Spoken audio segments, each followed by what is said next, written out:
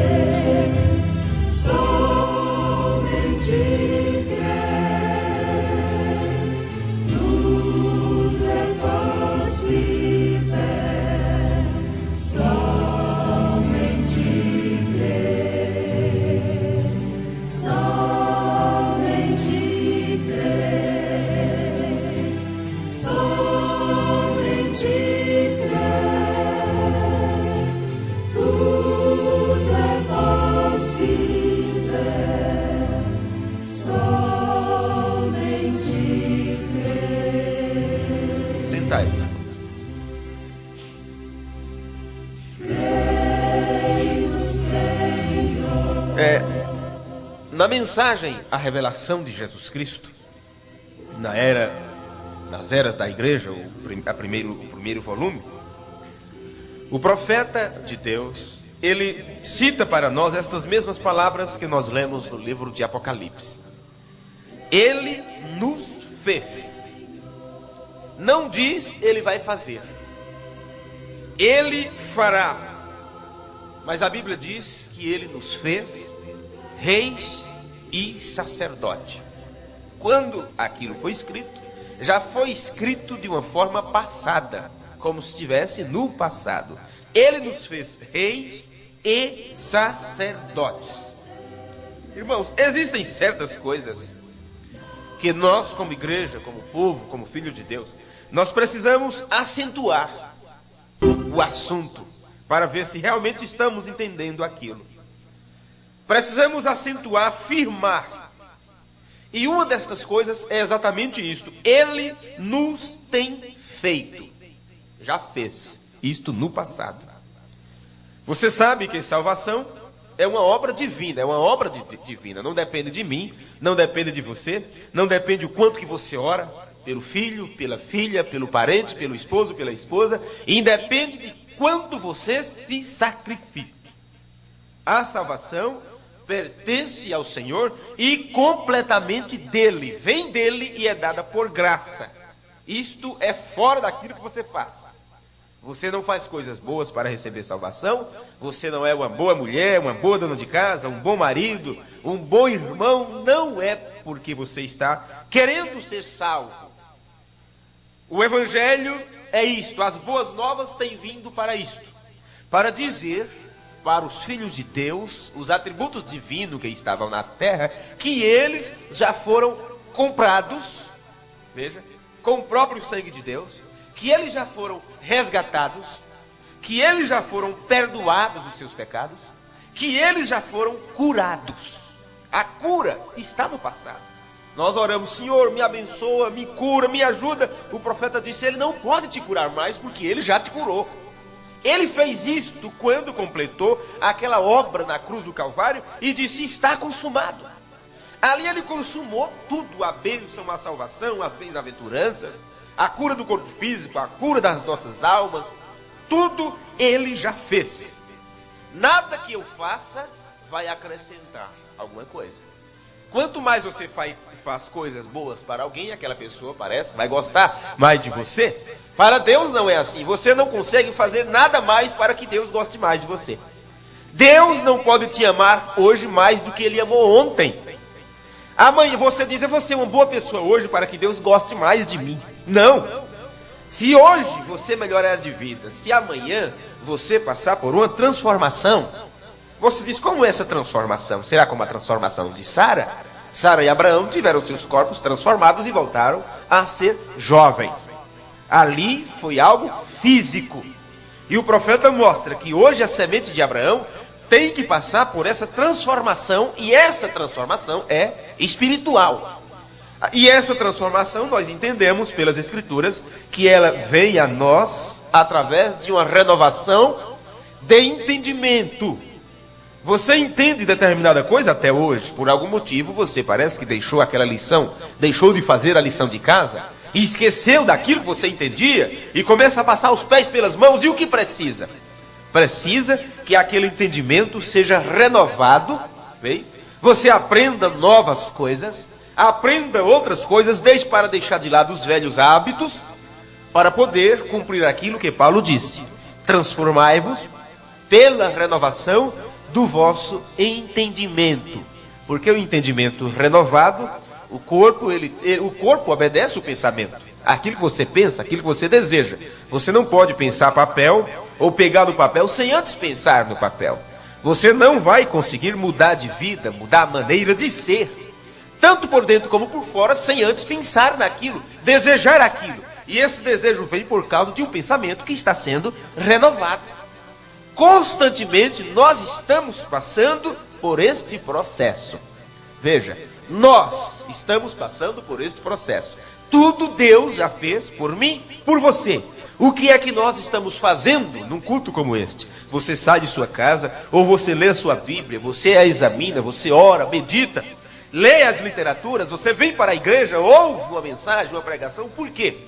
Porque você precisa colocar dentro de você mais conhecimento da palavra. E este conhecimento faz com que você aprenda novas coisas, acentue outras coisas que você já sabe, e dali por diante o teu corpo vai ter que obedecer às ordens que está lá no teu cérebro, na tua mente.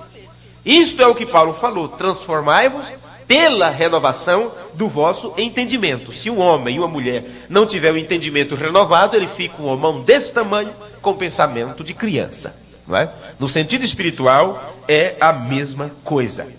Veja isto, nada você pode fazer para ajudar na sua salvação, porque não é pelas obras, não é pelo que eu faço, A salvação pertence ao Senhor e é completamente por graça.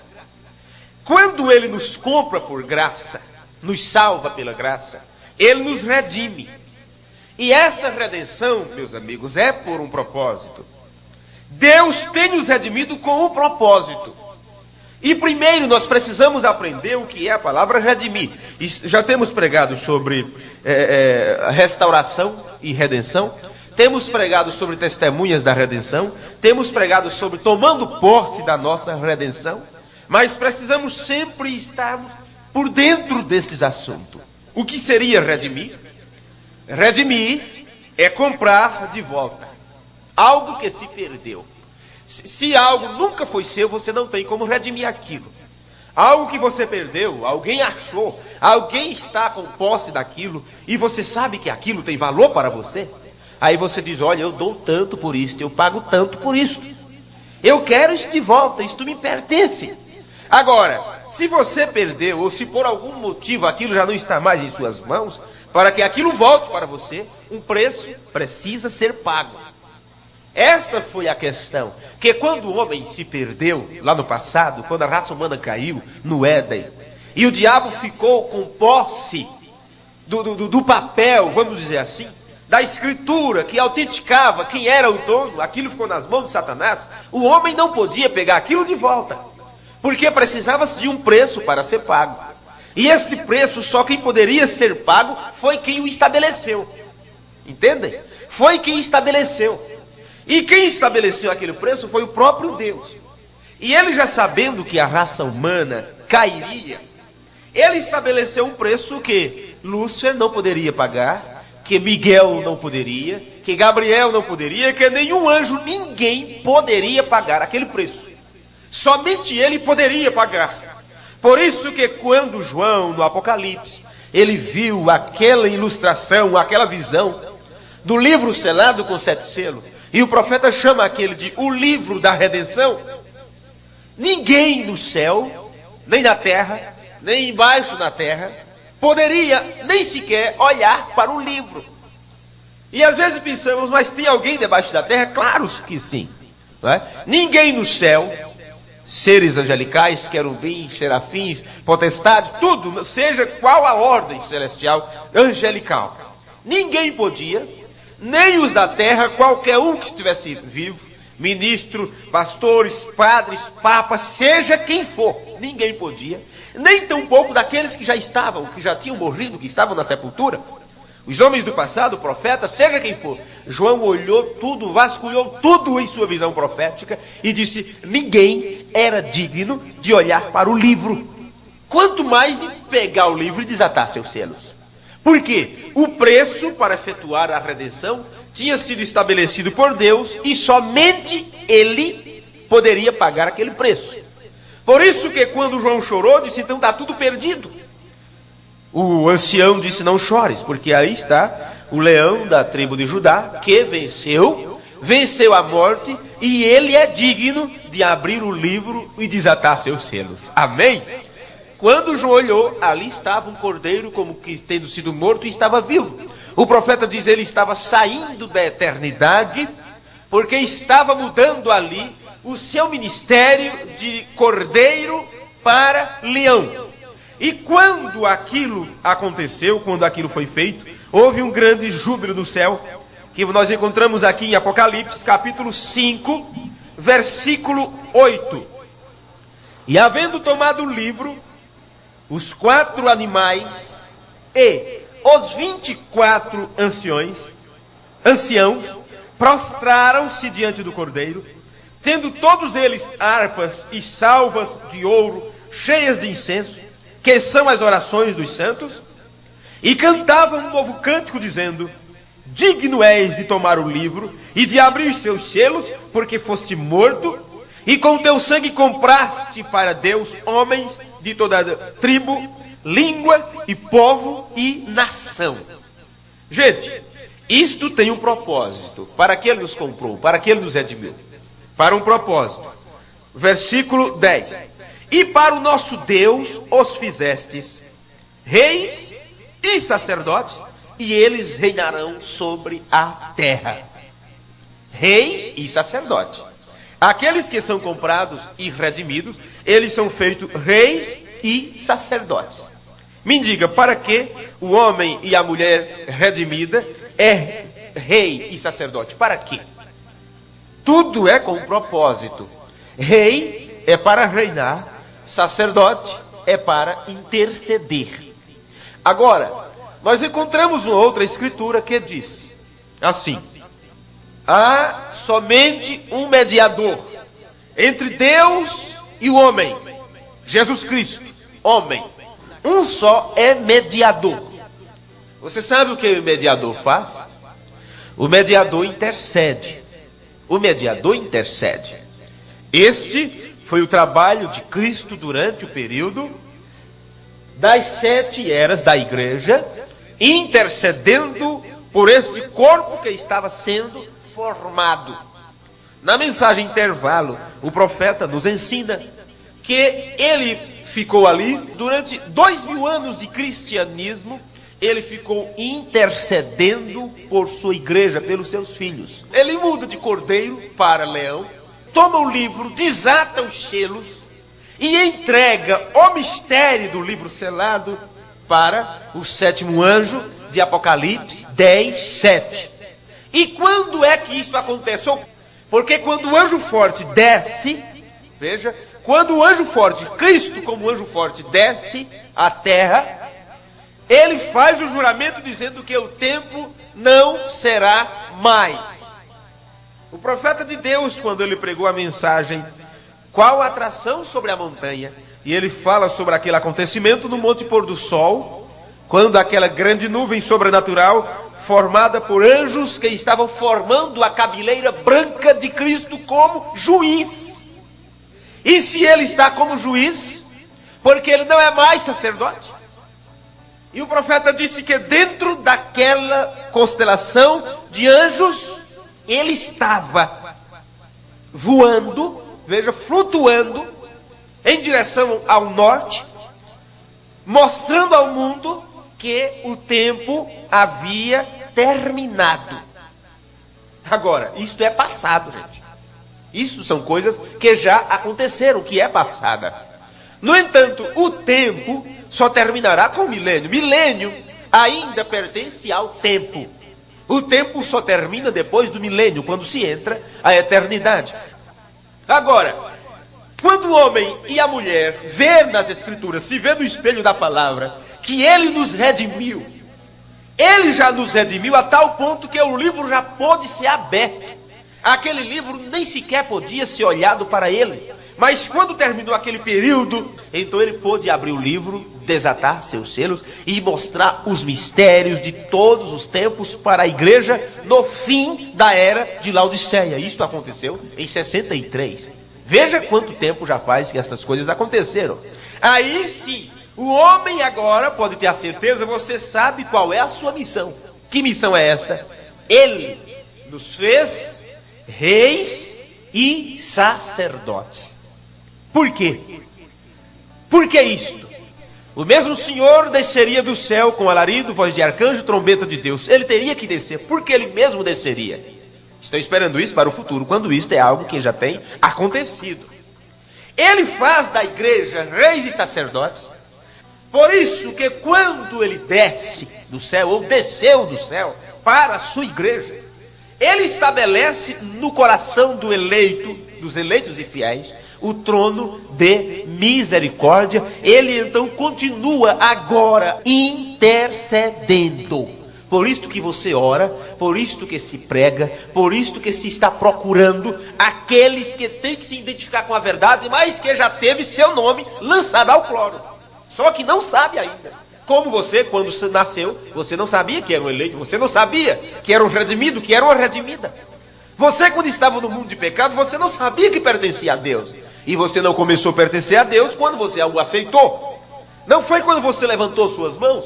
Você não foi perdoado quando você cometeu alguma falha e se prostra nos pés do altar pedindo perdão e misericórdia. Não é naquele momento que você foi perdoado. Ele já te perdoou lá no passado. Você toma conhecimento daquilo naquele instante. Aquilo foi uma obra válida para todo o tempo que a igreja estivesse aqui na terra. Amém. É isso que nos dá segurança. Por isso que ele disse: se fordes infiéis, eu permanecerei fiel, porque eu não posso negar a mim mesmo. Ele, como o ser eterno, ele já fez tudo por nós. Até mesmo o Cordeiro foi imolado na mente de Deus antes da fundação do mundo. Então, para você ver que independe da sua vontade, independe do que você queira, do que você goste. Um redimido, um eleito no tempo próprio, ele se declara, ele diz: eu sou um daqueles que ele redimiu. Glória a Deus. Veja isso. Paulo disse: em vida somos vencedores, reinaremos com ele ainda em vida aqui na terra. Agora, um homem e uma mulher, ele não pode reinar, ele não pode interceder, se ele não sabe que é um redimido. O que é redimir? Comprar de volta, colocar na sua posição original. Agora, do momento que ele nos comprou, no momento que ele nos colocou em nossa posição original, ele já não está mais dizendo que você tem que fazer alguma coisa por aquilo mais. Ele já fez. Ele já te resgatou. Você tinha que ser comprado. Nós tínhamos que ser livre. Livre de quê? Livre do nosso antigo marido. Livre do nosso antigo marido. Nós, como igreja, precisávamos ser livres. Mas que para que fôssemos livres, precisava haver morte. Por isso que a Bíblia diz: vós estáis mortos, e as vossas vidas está escondida com Cristo. Uma vida escondida, fica livre totalmente. Livre desta coisa a qual você pertencia, para que você possa pertencer a um novo marido, que é Jesus Cristo. Por isso que Elias só poderia vir para a viúva. Elias só poderia vir para a viúva. A terceira etapa desse ministério da noiva é somente para a viúva. É para aqueles para quem a denominação morreu. É para aqueles a quem o sistema dominado pelo homem morreu. É para aqueles que não são dominados por o espírito nicolaíta, onde o homem não domina sobre o outro homem. Aquilo é passado, aquilo morreu. Por isso que no livro de Apocalipse é abominável para Deus a doutrina dos nicolaítas, a conquista dos leigos. Nicolaíta, conquistar os leigos, ou o domínio de um homem sobre outro, o domínio de um ministro sobre outro ministro, o domínio de alguém sobre outra pessoa. Isto na Bíblia é chamado de nicolaísmo, e Deus abomina, porque estas coisas têm que morrer. Quem deve ter domínio sobre a igreja, sobre cada um de nós, é o Espírito Santo. Fora disto, é o homem trabalhando, é o homem fazendo, é o homem realizando, tentando fazer uma obra para Deus. Veja, bem, se ele nos redimiu, ele tem um propósito em nos redimir, como já falamos. Veja, ele não é alguém que faz as coisas simplesmente por fazer. Vou salgar esse feijão aqui, talvez alguém coma. Não é assim. Você faz porque sabe que alguém vai comer. Você mesma vai comer.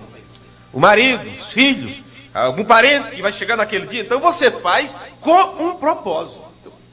Deus, ele tem um propósito em tudo que ele faz. Ele nos comprou com um propósito, nos redimiu com um propósito, e um destes propósitos é para sermos reis espirituais. Alguém poderia dizer: este reino não é no milênio que nós vamos reinar? Não, nós não estamos falando deste reino milenial. Nós estamos falando de reis e sacerdotes enquanto ainda estivermos na terra em vida. Reis espirituais foi o que o profeta nos ensinou na mensagem, a revelação de Jesus Cristo, e uma parte também da mensagem, a visão de Pátimo. Estou devendo inclusive para a irmã que peguei emprestado com ela esta mensagem. O profeta nos ensina que somos reis espirituais. O apóstolo São Pedro, eu gosto sempre de citar um pouco as escrituras para rechear a coisa aqui. Na primeira carta de Pedro, no capítulo 2, 1 São Pedro, capítulo 2, versículo 5 e 9, já que estamos no escola, vamos ler isto aqui. Pedro diz, primeira carta de Pedro, capítulo 2, versículo 5 e 9: vós também, como pedras vivas, sois edificados casa espiritual e sacerdócio santo. Isso não é no futuro, vós sois, tempo presente. Vós também, como pedras vivas, sois edificados casa espiritual e sacerdócio santo, para oferecer, não é que você vai oferecer no futuro, para oferecer, veja agora, oferecer o quê? Sacrifícios. Mas quem oferecia sacrifício era o sacerdote. Veja a mudança. A igreja, no Antigo Testamento, dependia do sacerdote que oferecesse o sacrifício. Pegava o seu animal, o cordeiro animal, e levava. Veja, levava para o templo e o sacerdote sacrificava e oferecia o cordeiro animal. Quando o lugar de sacrifício foi mudado do propiciatório para a cruz, enquanto eles ainda queriam permanecer fazendo sacrifícios, Deus então rasgou o véu do templo de alto a baixo, mostrando que ele não estava mais ali no propiciatório, no lugar santo. O lugar santíssimo agora estava na cruz. E o sacrifício humano foi feito de uma vez por todas. Este sacrifício agora tem vindo. A igreja que assume então este ministério na terra. Você diz, mas homens e mulheres comedores de feijão? Sim, senhores, a menos que você não creia no plano da redenção, que te redimiu para te tornar reis e sacerdotes. E antes que você dependia de alguém para levar o seu sacrifício lá e a pessoa sacrificar para você, orar para você, sabe? Agora é você que faz esse sacrifício. É eu que tenho que fazer este sacrifício. A menos que eu não creia que Deus está em mim. A menos que você não acredite que o Deus do céu, Criador dos céus e da terra, que se sintetizou, se encolheu, se espremeu e coube no corpo chamado Jesus, do mesmo jeito ele agora se expandiu, se repartiu no dia de Pentecostes para estar na sua igreja. Cada um dos redimidos, cada um dos membros do corpo de Cristo tem que carregar Deus dentro de si. Aí o profeta diz, a deidade não está no céu, a deidade está na terra. Amém? Mensagem, a deidade de Jesus Cristo. Ele fala isso. A deidade não está no céu, a deidade está na terra. A deidade está na terra a tal ponto que por isso o inimigo, o anticristo, o adversário, o filho da perdição, ele não conseguiu assumir o controle total. Porque tem um que o detém. E este que o detém é o Espírito Santo na igreja. O Espírito Santo não está vagando por aí sem um lugar de habitação. Não, Senhor, Deus nunca ficou sem um lugar de habitação. Ele disse, o céu é o meu trono, a terra é a estrada de meus pés. Que tabernáculo me construireis? Que casa me construireis? Vem? Porque ele nunca, o desejo de Deus não era habitar no templo feito por mão de homens. Ele sempre desejou, ele sempre quis estar habitando no meio, dentro e através do seu povo. Por isso Jesus disse, eu estarei convosco e em vós, até quando? Até a consumação dos séculos. Amém? Isto é a verdade das Escrituras. Então, veja agora. Oferecia-se sacrifícios, o sacerdote que oferecia. Então hoje, se você depende de um ministro para oferecer seu sacrifício, alguma coisa está errada. Se você depende de um pastor, se você depende de um grupo, se você depende de um marido, de uma esposa, de um filho que é crente, que é cristão, e você não tem conseguido ser, então você recorre a ele. Alguma coisa está fora, porque é você como indivíduo. Deus tem que estar trabalhando em cada um de nós individualmente. Esses indivíduos, quando se juntam, não porque estão no mesmo lugar, mesmo espalhados nos quatro cantos da terra, mas eles formam uma unidade, a unidade do Espírito de Deus. Entendem o que eu digo? É assim que está nas Escrituras. Agora você oferece sacrifício. Não é um cordeiro sangrento, porque o cordeiro já foi ensanguentado. Veja, na igreja, o sacerdócio espiritual, para oferecer sacrifícios espirituais, agradáveis a Deus por Jesus Cristo, veja, pelo que também nas Escrituras se contém, eis que eu ponho em Sião a pedra principal da esquina, eleita e preciosa, e quem nela crê, não será confundida. E assim para vós, os que credes, porque isso é para quem crê, isso não é para incrédulo, isso não é para quem não consegue entender a mensagem do Apocalipse, isso não é para as pessoas que estão ainda com dúvida, procurando, será que isto é a verdade, será que esta mensagem é a correta, será que não tem outra coisa a mais? Isso não é para estas pessoas, isto é para quem crê. Eu posso não entender tudo, como uma jovem ou que se casa, ela não entende o que você vai ser quando você morrer, e estiver como uma almazinha voando para lá e para cá. É assim que as pessoas pensam. Bem? Não. Versículo 9. Vós sois a geração eleita, bem? O sacerdócio real. Gente, se é um sacerdócio real, não é uma coisa imaginária que depende de outra. O sacerdócio real. O que for fora disto aqui é fantasia, é imaginação, é interpretação. Mas a igreja, a geração eleita, veja, é nela que está o sacerdócio real. A nação santa, o povo adquirido, para que anuncieis as virtudes daquele que vos chamou das trevas para a sua verdade, maravilhosa luz. Então o que é que a igreja é? A eleita, a preciosa, o sacerdócio real. O ministério sacerdotal não está no homem, não está no pastor. Isso tem sido apresentado, que o pastor é o sacerdote, o pastor é quem oferece sacrifício. Como? Aonde? Me mostre aonde. Na verdade, todos nós somos sacerdotes no templo de Deus. Apenas você tem um representante que tem que te mostrar isto, que não sou eu, não é ele, é você. Por isso que a igreja, ela não vai a um nível de fé mais alto do que até o nível de fé onde está o seu pastor. Ele precisa mostrar para a igreja que este poder, esta virtude, este conhecimento está nela, para que ela não dependa do homem, para que se o homem cair, ela continue de pé. Caia 1000 ao teu lado, 10.000 à tua direita. É você, é Deus e você, e acabou. O profeta disse que a salvação é individual, o sacerdócio é individual, o oferecimento de sacrifício é individual. Bem, é entre você e Deus, é você quem realiza. Deus, através de você, que cumpre na terra este ministério. Agora veja aqui uma coisa. Oferecer sacrifício já entendemos um pouquinho, mas vamos a outra parte aqui.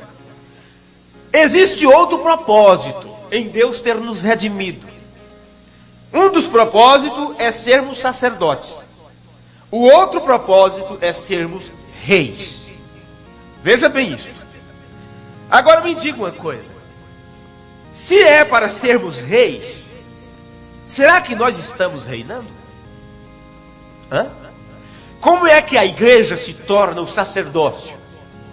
Porque o ministério sacerdotal de Cristo tem vindo a ela. Ele tem vindo morar na igreja e por isso intercede por ela e através dela e nela. O profeta disse: a igreja e Cristo chegam a se tornar um só. Por isto que a voz da noiva é a mesma voz do Espírito. O Espírito e a esposa dizem: vem. É assim que está em Apocalipse, capítulo 22. O profeta diz: a voz dele está nela. Ela fala no lugar dele, porque ele está nela. O que é diferente da relação entre o sol e a lua. A lua não tem luz própria, ela apenas reflete a luz do sol. A igreja, durante o período das eras, ela esteve refletindo aqui na terra a luz de Cristo. Mas chega-se ao momento que ela não só reflete a luz. Chega-se o momento que ela passa a ser a própria luz. Ela passa a ser o próprio Cristo, porque Ele está nela. Ela como corpo e Ele como cabeça. Veja, Ele como cabeça. A própria igreja de Cristo, a esposa de Cristo, ela passa a ser a própria luz de Deus. O próprio Deus aqui na terra. Você diz: isso é impossível, isso é loucura. Como isso acontece?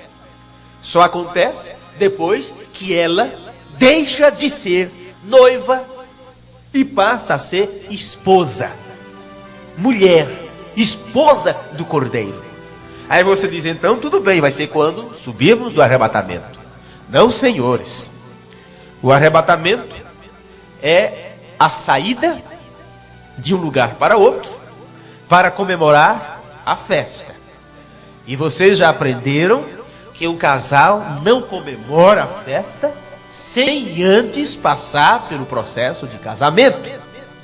Você não convida seus amigos, você não casa sua filha ou seu filho e convida a parentada para uma festa e depois os comes e bebes, depois que festejam e que brincam e tudo, aí acabou a festa, todo mundo se alimentou, tudo barriguinha cheia, então vamos casar. É assim? Está ao contrário, né, irmã? Está ao contrário. Primeiro ao casamento se oficializa lá no juiz, na lei dos homens, aquilo é levado então diante da igreja, para que haja uma confirmação, aquilo é orado, é dada a bênção matrimonial, está casado? Então vamos festejar, vamos para a festa, porque já são marido e mulher. Então se alguém está esperando para reinar com Cristo, ou para ser sacerdote, depois da subida, está muito enganado. Veja, está muito enganado, porque isto é enquanto estamos com vida. Isso só pode ser quando a igreja se torna esposa de Cristo. Aí você diz, e quando é que é isso?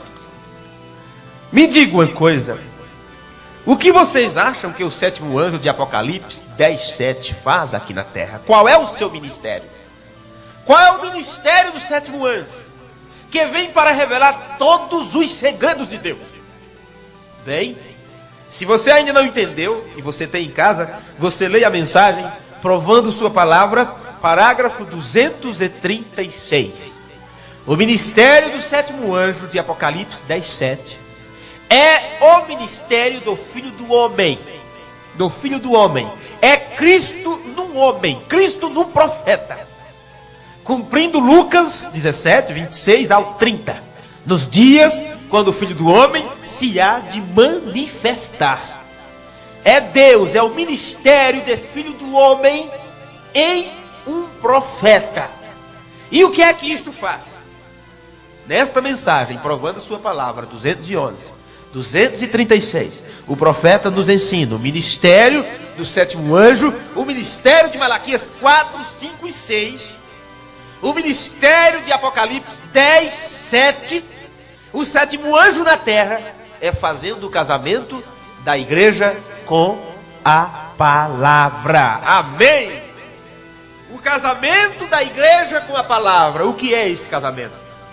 É a igreja recebendo aquilo que aprendemos, a pedra de coroa. Por isso que só no final de Laodiceia, no final, é que poderia vir a revelação dos mistérios, quando este corpo das eras foi formado. Quando o corpo foi completo.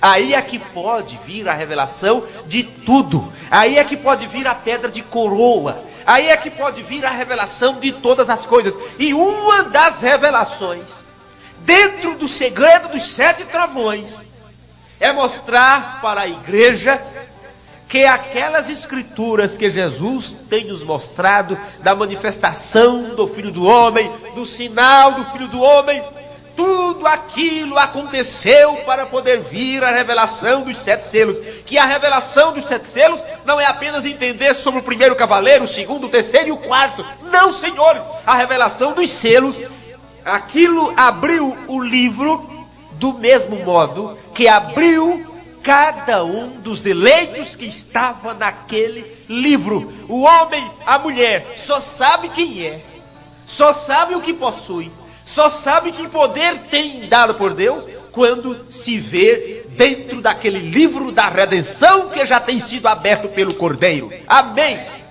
Quando os selos são abertos, aqui na terra o céu é aberto. Aqui na terra também o inferno é aberto. Por isso que o animal que enfrenta o ministério de Deus na terra, o ministério da águia, o animal que o enfrenta é o cavaleiro do cavalo amarelo. E veja que ele é uma mistura dos 3 primeiros. E qual é o seu nome? Morte, e o inferno o segue. Então não fiquem abismados com os acontecimentos mundiais. Não fiquem abismados com as mortes, com as coisas que acontecem, com os terremotos, com as enchentes. Não fiquem preocupados com os suicídios, com os estupros, com os roubos, com as traições. Não fiquem preocupados com as falsas doutrinas. Não fiquem abismados com isto. Saiba apenas disso, que durante este tempo, neste fechamento de era, o inferno tem sido aberto aqui na terra. Mas, por outro lado, o céu também foi escancarado e você se viu no livro da redenção já redimido. Aí você diz: então, Senhor, eu preciso assumir esta posição. O propósito para o qual o Senhor me redimiu, para que eu reine e interceda enquanto estiver aqui na terra. Amém? Agora, meus amigos, se é para sermos reis, estamos reinando? Será que nós estamos reinando? Agora está o problema. Uma das coisas que nós temos que fazer é sermos reis espirituais. Os irmãos que estão gravando aí, controle o tempo para não passarmos do período da gravação, não é? Veja aí direitinho como fica, que às vezes a gente esquece aqui. Uma das coisas que teríamos que fazer era entender, meus amigos, se estamos ou não reinando. Porque interceder é fácil. Interceder é fácil. Orar pelos irmãos é fácil. Entender os mais fracos é fácil. Sabe? Ao invés de falar do irmão, orar por ele é fácil ainda.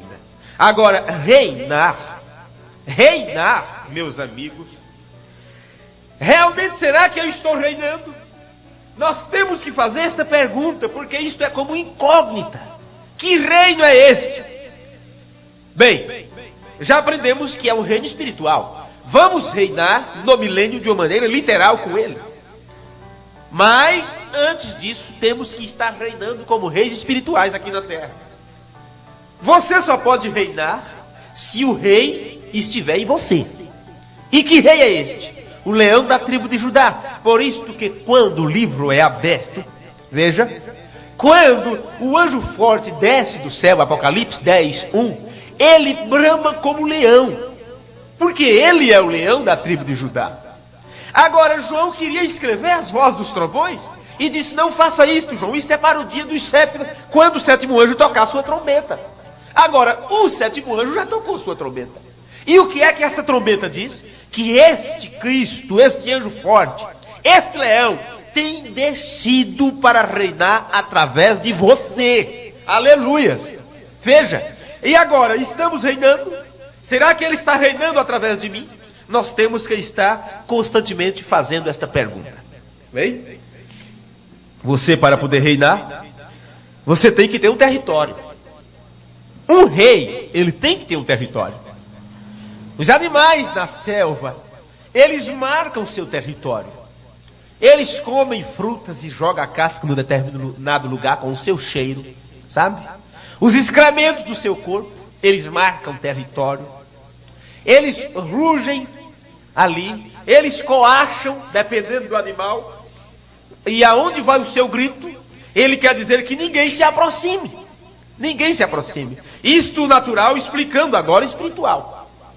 Um rei, ele precisa ter um território. Não é assim? Vocês não acham que é desse jeito? Amém? Um rei tem que ter seu território. Ele tem que ter um lugar onde ele tenha domínio. Como você na sua casa, você é rei. Você é rainha. Por quê? Você tem um território. Não é qualquer um que pode invadir tua porta. Não é qualquer um que pode entrar lá. Somente a polícia, num caso extremo, e se tiver um mandato de um poder maior. E tem que te mostrar o mandato para dizer que tem autorização para investigar ali alguma coisa. Mas ninguém tem autorização de entrar em tua casa. Veja, olha, você estando fora de casa, ninguém tem por que abrir aquela porta. E mesmo você dentro de casa, mesmo você levando alguém para dentro de casa, qual é a primeira coisa que deve fazer? Você abre a porta, convida, aquela pessoa ainda pede licença ainda. Se tem educação, né? Porque tem gente que não tem. Não espera nem a porta abrir, já vai empurrando. Entra sem bater. Não é assim?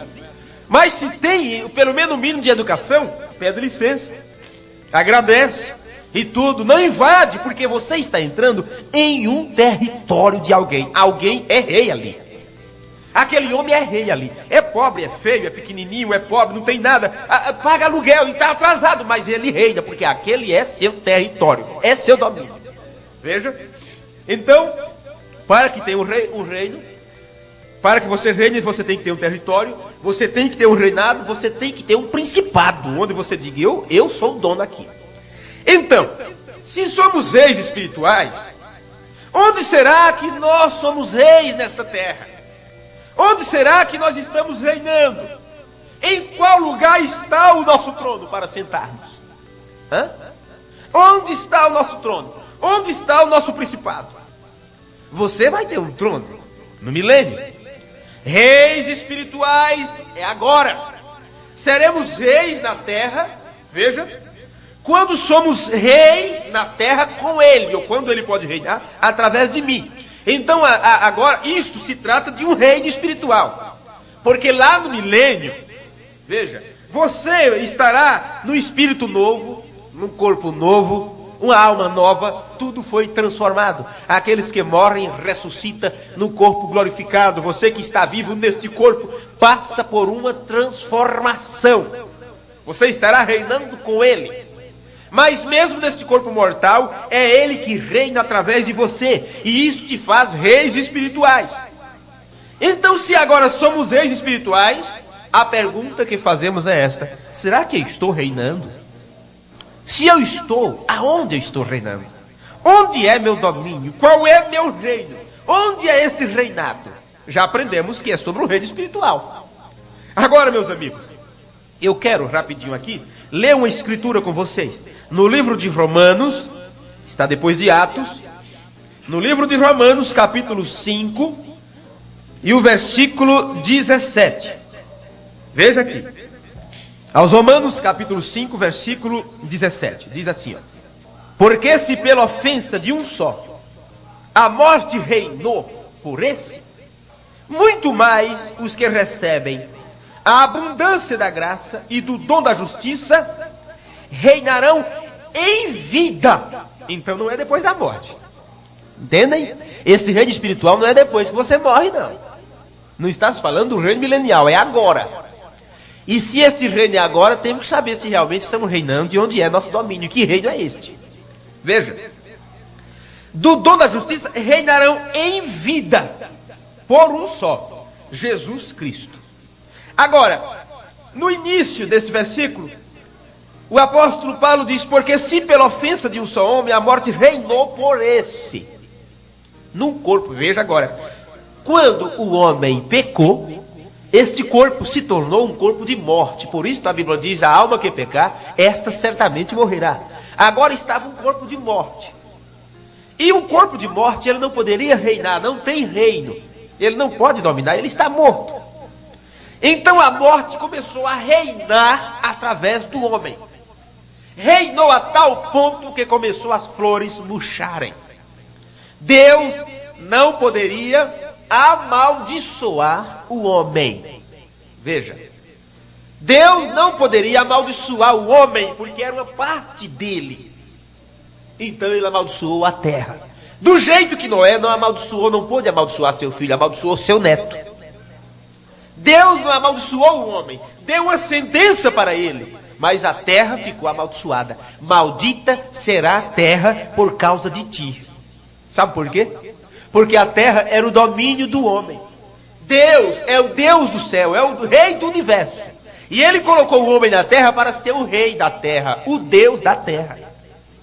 Mas agora esta terra, que era o domínio do homem, o homem tinha domínio sobre os peixes, sobre toda a criação, ele perdeu esse domínio. A morte agora começou a reinar através do corpo do homem, porque estava em pecado. Para poder a terra ser restaurada, para poder a terra voltar a ser como era antes no jardim do Éden, sem espinhos, sem cardos e abrolhos e todas essas coisas, cacto, não tinha isso antes, essas coisas atrofiadas, tudo era perfeito. Bem? Isto começou a acontecer por causa da morte que começou a reinar por esse corpo de morte. Bem? Agora, por isso que houve então a redenção, o plano da redenção foi efetuado, para que o homem fosse resgatado, fosse comprado. Quando o homem é comprado e resgatado, a vida de Deus, eu sou o caminho, a verdade e a vida, esta vida agora volta ao homem, porque o preço pelo pecado foi morto, ou foi feito, hein? Aí em nossos corpos diz assim: não reine sobre os vossos corpos mortais agora o pecado, para que você não se torne servo ou escravo dele. A vida de Deus passa a viver através de você. Quando isso é feito, você começa então a mortificar este corpo. Por isso que os nossos desejos é deixado para trás, nossas razões é deixada para trás, aquilo que esta carne deseja, você começa a suplantar ela, você começa a orar, a vigiar, a jejuar, para que estas coisas que são pecado, que são erradas, que contraria a palavra, não tenha domínio sobre nós. Por isso que quando Paulo escreveu aos Romanos capítulo 6, ele diz que não reine o pecado sobre os vossos corpos, porque aquele a quem você se faz escravo, aquele que domina sobre você, você é escravo dele. Se você é escravo do pecado, você vai ter que obedecê-lo. Então o batismo é exatamente um símbolo de morte. Por quê? Porque você deseja viver para Deus e você diz, eu preciso mudar de vida. E quando você reconhece que é preciso mudar de vida, você começa a mortificar este corpo de carne onde reina o pecado. Você começa a mortificá-lo. Você deixa de fazer determinadas coisas. Você já não dá vazão à sua mente, a seus desejos, aquilo que você mais gosta. Porque aquilo que você mais gosta nesse corpo de carne é pecado. Contraria a lei de Deus. Aí você fica se policiando e diz, isso não pode, isso não está certo, isso não está bem. Agora, isto só pode acontecer, esta mudança ou esta aflição, cada vez que você quebranta a lei, ou cada vez que você se afasta um pouquinho da palavra, aquilo não te faz se sentir bem. Por quê? Porque o pecado não está reinando sobre você ainda. Ele está tentando entrar naquele coração, tentando fazer uma parte dele ficar negra, vem? Mas no entanto, você sabe, você sente aquela fagulha de vida, a vida de Deus que veio ao homem, está ali reinando e dizendo, não pode, isso não está certo. Aquilo te leva para a igreja, aquilo vem lágrimas aos teus olhos. Você perde o sono, você ora, você diz, Senhor, eu não quero ficar assim. Eu não quero viver nesta condição. Eu não quero continuar desse jeito. Enquanto você está clamando a Deus por misericórdia, alguém que não sabe o que é intercessão estará ali te condenando, te apontando o dedo, dizendo, você está errado. Viu fulano? Viu fulana? Viu o irmão fulano de tal como ele está? Viu a irmã como ela está? Porque essa pessoa não entendeu ainda o que é redenção, o que é o ministério da intercessão. O ministério da intercessão, ele sempre estará clamando por misericórdia, não só para si, mas para os outros. O ministério de Cristo como intercessor, mesmo no Antigo Testamento, através dos profetas, fazia o quê? Deus dizia, Moisés, afasta-se que eu vou matar esse povo pecaminoso. Moisés começou a interceder e disse, Senhor, passe por cima de mim primeiro, porque eu não vou permitir que o Senhor faça isso. Entenda o que é o ministério da intercessão? É você parar na brecha por alguém. O ministério da intercessão, ele chega a encarar a face de Deus e dizer, Senhor, aqui tem misericórdia para tal irmão. Aí eu vou matá-lo, eu vou destruí-lo. Senhor, eu o perdoo, eu tenho misericórdia. Por isso que a Bíblia diz, a quem perdoardes os pecados, ser-lhe-á perdoado. Gente, isso não é pouca coisa não. Agora o que é que nós desejamos? É que as pessoas recebam perdão ou queremos colocá-las no inferno? O que é que nós desejamos? Precisamos aprender isto, que quando Jesus Cristo disse, Pai, perdoai, eles não sabem o que fazem. Gente, não tomamos isto como exemplo? E não saímos por aí perdoando as pessoas? Por quê? Por que não perdoamos? Olha, como é que conseguimos então sempre recitar o Pai Nosso? Perdoa os nossos pecados. Assim como nós perdoamos as pessoas que nos maltratam, que nos ofendem, ou os que nos devem, não é? A quem nos tem ofendido, os nossos devedores. Como fazermos isso? Alguém te maltrata, fala mal de você, pisa no teu calo, e você está pronto para amaldiçoar, para condená-los, e queremos ter poder, queremos estar reinando. Que reino espiritual é este que ainda não conseguimos nos colocar na posição que Deus nos deseja? Que posição é esta? A mesma posição que estava Cristo quando intercede por nós, quando intercedeu por nós. Se a igreja, se cada membro não estiver disposta a se colocar no lugar da outra pessoa, para entendê-la, para perdoá-la, para amá-la, Jesus não limitou o tanto que nós devemos amar um ao outro. Ele disse que você deve amar os seus inimigos. Quando você pensa nisso, você diz, bem, se eu devo amar os meus inimigos, imagine meus irmãos. Imagine as pessoas que estão lutando para viver esta palavra. Quanto tempo eu devo perdoar, Senhor? 7 vezes? Não só 7 vezes, eu vos digo 70 vezes 7. Conte quanto dá. Dá 440 e tanto, nem lembro mais. Isto quer dizer, é de impossível, eu diria, alguém te machucar 400 e tantas vezes. Mesmo o seu marido durante 10, 15, 20 anos. Faça as contas quantas vezes ele atingiu, talvez não chegue nem a 100. E talvez não chegue a 200. Isto, Jesus não estava se referindo à quantidade. Ele deu um número simbólico. Não existe quantidade para o perdão. É todas as vezes que alguém te ofende, este ministério intercessório tem que dizer: Senhor, está perdoado. Você só conseguirá ser abençoado por Deus se estiver neste ministério de intercessão. Alguém te ofende, você não quer o mal dessa pessoa. Por quê? Os judeus clamam por vingança. Está ali na abertura do 5º selo. Aprendemos isto. Tudo isto são coisas que estão dentro dos segredos dos 7 selos, ou dos 7 trovões. Os judeus clamam por vingança. Aquelas almas debaixo do altar, e está dizendo: Senhor, até quando não vingas nosso sangue? Vem? Até quando não vingas o nosso sangue? Tu não vai vingar não, Senhor. Tal pessoa me ofendeu, né? O meu vizinho não pode ver minha cara, já quer me atirar pedra. O Senhor não vai condená-lo não, é?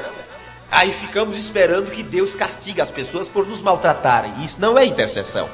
O profeta disse: a noiva sempre estará clamando por misericórdia. Amém.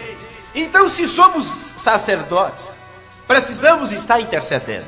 Se somos reis, precisamos estar reinando. Agora, você só reina se você vence. Esse é o problema, irmão.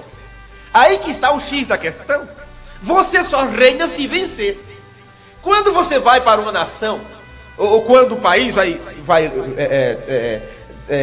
guerrear contra outra nação, depois que ele vence a batalha, ele não vai mais batalhar, não vai mais lutar. Ele vai reinar naquele lugar.